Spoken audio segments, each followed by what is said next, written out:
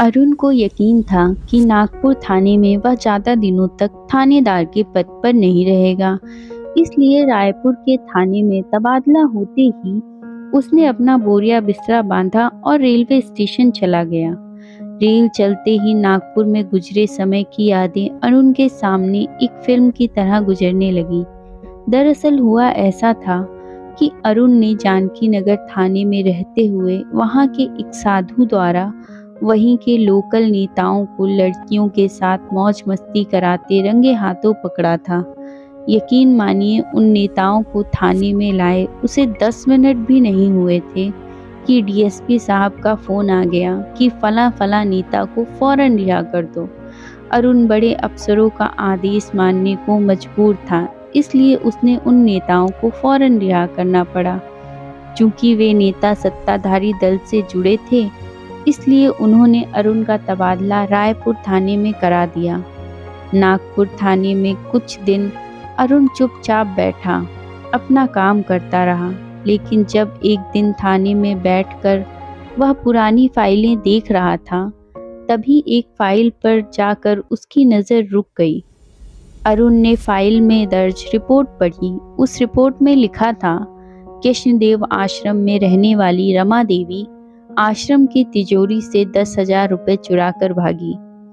उसी फाइल के अगले पेज पर उस आश्रम के महंत और उसके एक शिष्य का बयान था। उस रात हम दोनों साधना करने के लिए पास की पहाड़ी पर बने मंदिर में गए थे। चूंकि इस बात की जानकारी रमा देवी को थी, इसी बात का फायदा उठाकर उसने हमारे कमरे की तिजोरी की चाबी चुराई और उसमें रखे 10,000 रुपये चुराकर भाग गई। आश्रम से एक रजाई भी गायब है।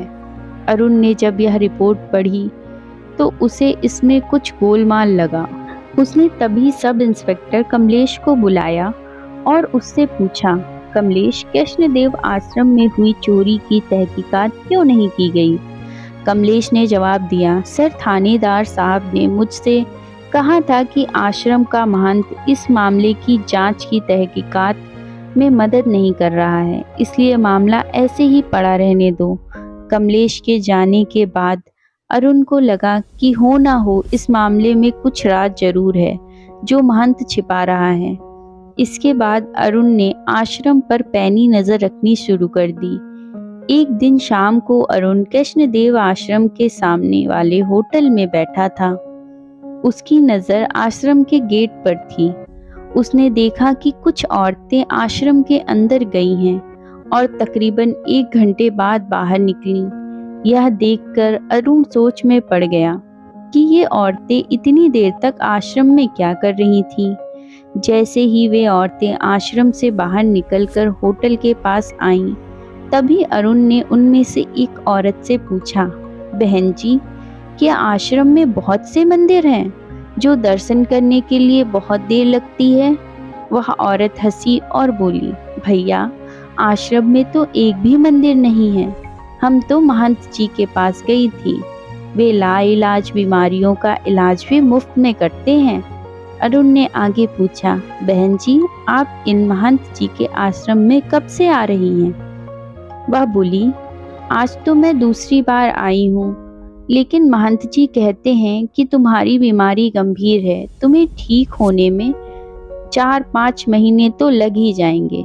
इतना कहकर वह औरत चली गई। एक दिन शाम को अरुण ने एक पुलिस वाले को उस आश्रम के बाहर बैठा दिया और उससे कहा, कोई औरत अंदर से बाहर आए तो उसे लेकर तुम मेरे पास आना। उस दिन रात के 8 बजे वह पुलिस वाला एक 30-32 साल की औरत को लेकर अरुण के घर आया। अरुण ने उसे बैठने के लिए कहा, क्या आप आश्रम में नौकरी करती हैं? अरुण ने पूछा, नहीं सर, दरअसल मेरी शादी हुए तकरीबन 7 साल हो गए हैं और अभी तक मेरी गोद नहीं भरी है। मेरे मोहल्ले की औरतों ने मुझे बताया था कि कृष्णदेव आश्रम के महंत के पास जाकर कुछ ही दिनों में गोद भर जाएगी, इसलिए आज मैं पहली बार यहाँ आई थी। अरुण ने उससे यह जानकारी ली और उसे इस तस्दीक के साथ जाने के लिए कहा कि मैंने तुमसे जो भी जानकारी ली है यह बात तुम किसी को मत बताना।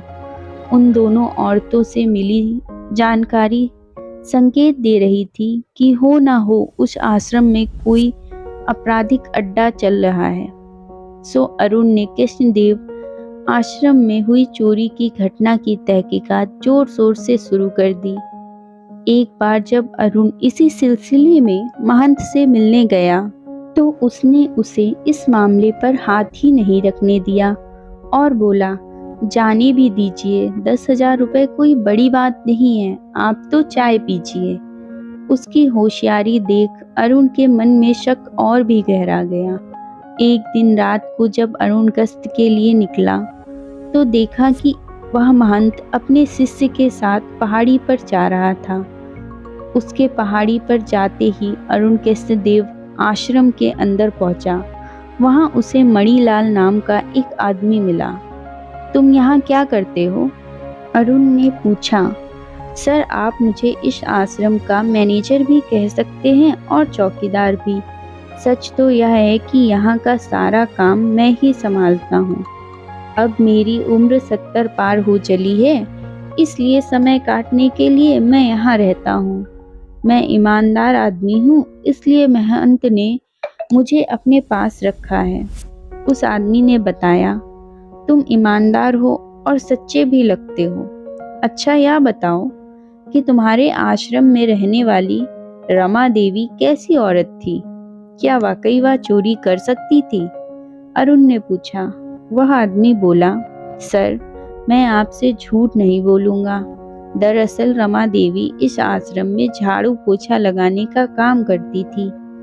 जब मैं नया नया इस आश्रम में आया था तब रमा देवी ने ही मुझे बताया था कि महंत जी का नित्य क्रम एकदम पक्का है। वे सुबह मुझसे 1 गिलास दूध मंगवाते हैं, फिर उसमें अपने पास रखे काजू बादाम और दूसरे मेवे मिलाते हैं और उसी का सेवन करते हैं। फिर दोपहर में केवल 2 रोटी खाते हैं। इसी तरह शाम को भी उनका यही नित्य कर्म रहता है। उस दिन उसकी यह बात सुनकर मुझे हंसी आ गई थी। तब रमा देवी ने मुझसे पूछा भी था, मणि भैया, तुम्हें हंसी क्यों आई?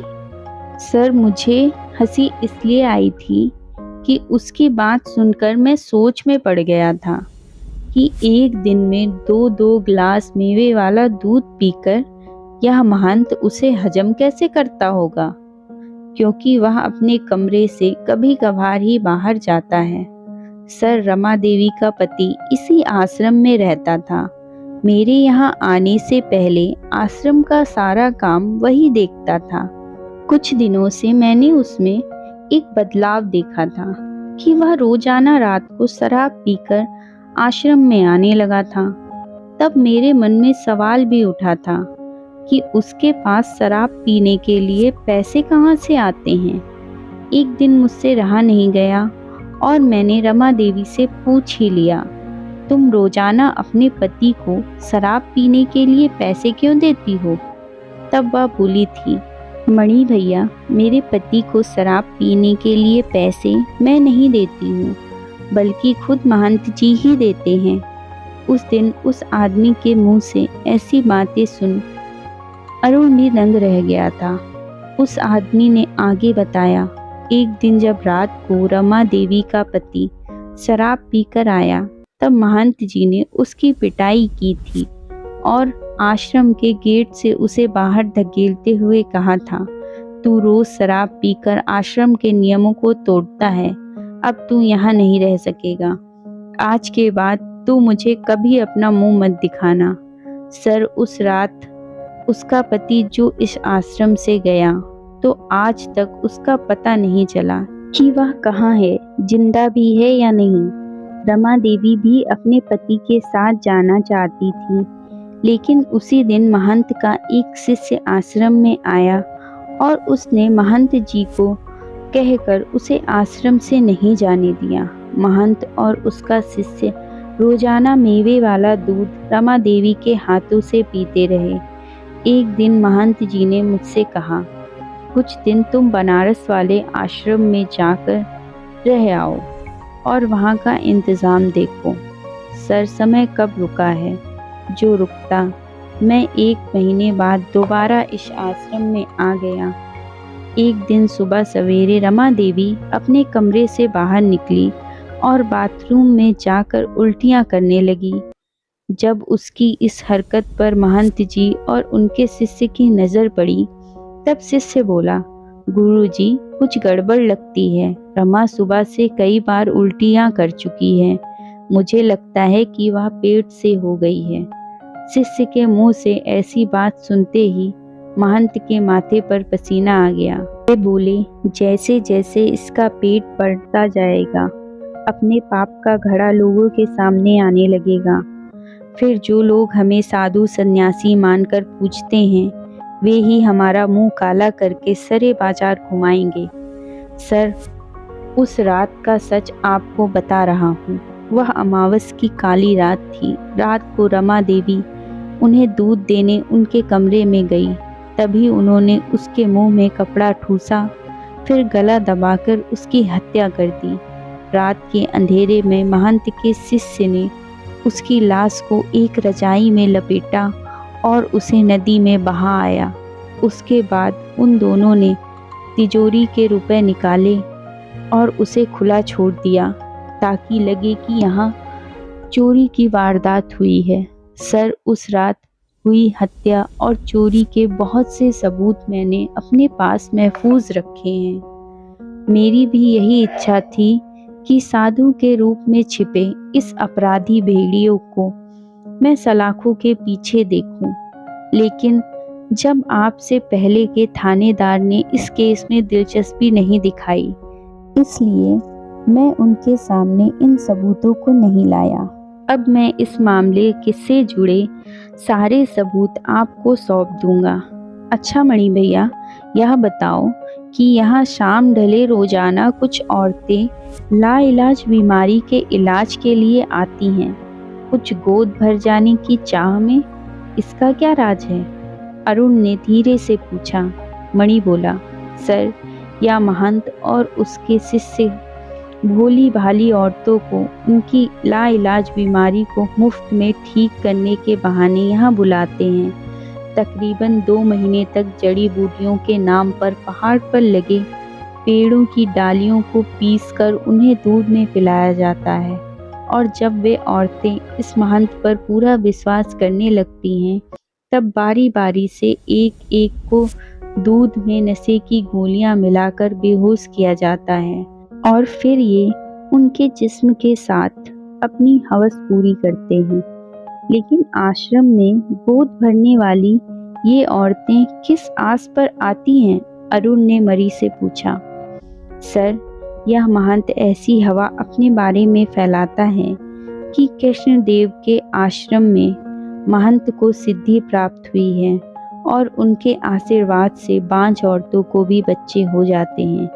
हमारा यह महंत गोद भरने की चाह रखने वाली औरतों को रात को आश्रम में बुलाता है, उनको 2-4 बार पूजा पाठ और हवन में बिठाता है, फिर एक फल हाथ में देकर उसके कान में धीरे से कहता है कि जब हम आदेश करें तब इसे अपने मुंह में रखना, देखना तुम्हारी गोद जल्द ही भर जाएगी।